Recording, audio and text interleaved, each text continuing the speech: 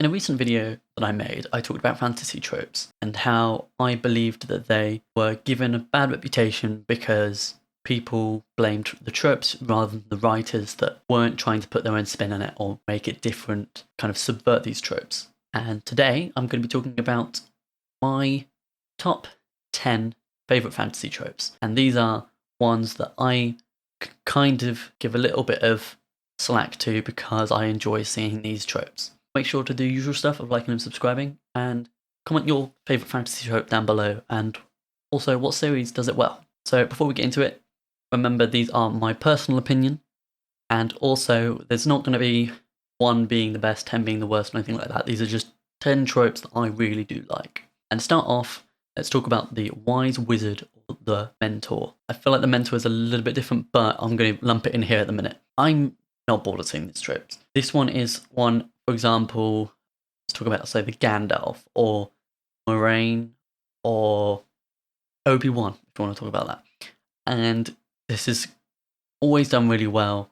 I really enjoy seeing this one. It's just such a staple of fantasy, and that's for good reason. It is such fun to read, and especially as the character is a lot more in control, obviously in comparison to the main protagonist. And it's quite fun to see that dynamic between the two. Next one is going to be a little bit of a kind of controversial one, but I don't mind seeing the Chosen One trope.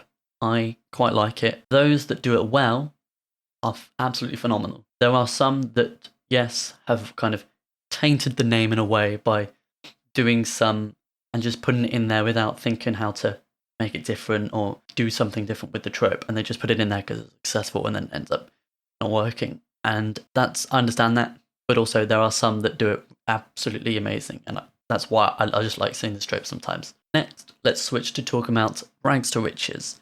And this always doesn't have to mean money. This could just mean someone going from a very deprived place to just better, something more human-like, more humane. You know what I mean?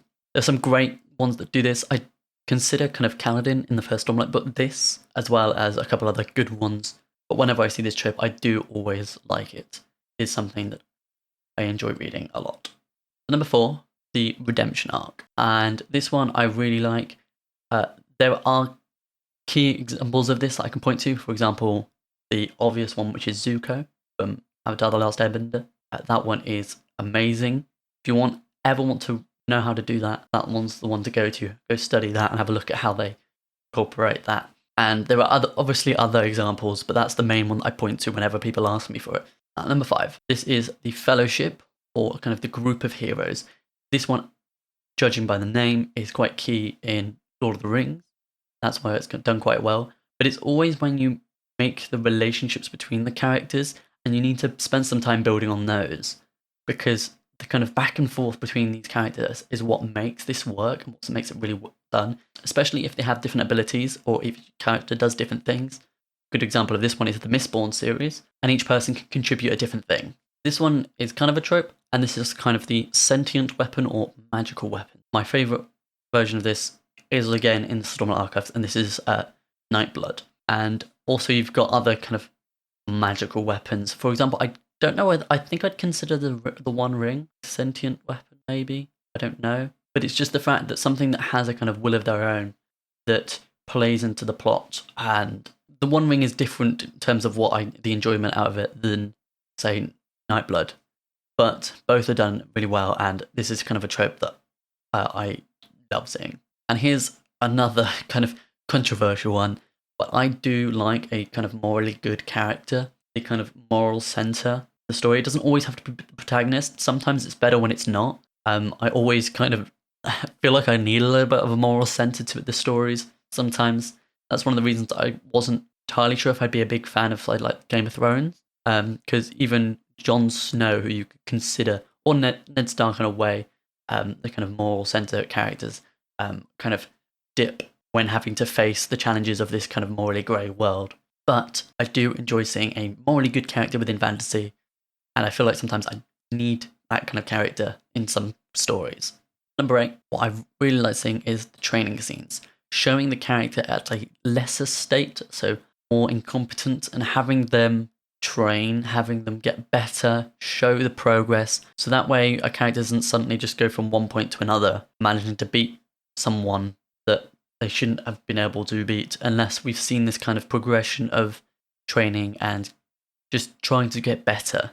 Especially when you come into like a new magic system. I'm gonna point to Mistborn again, and when Vin is training to learn how to use her new abilities, especially like something like that. I like seeing. I enjoy this. I don't feel this is like filler that some people sometimes say, but training scenes, very good, very enjoyable.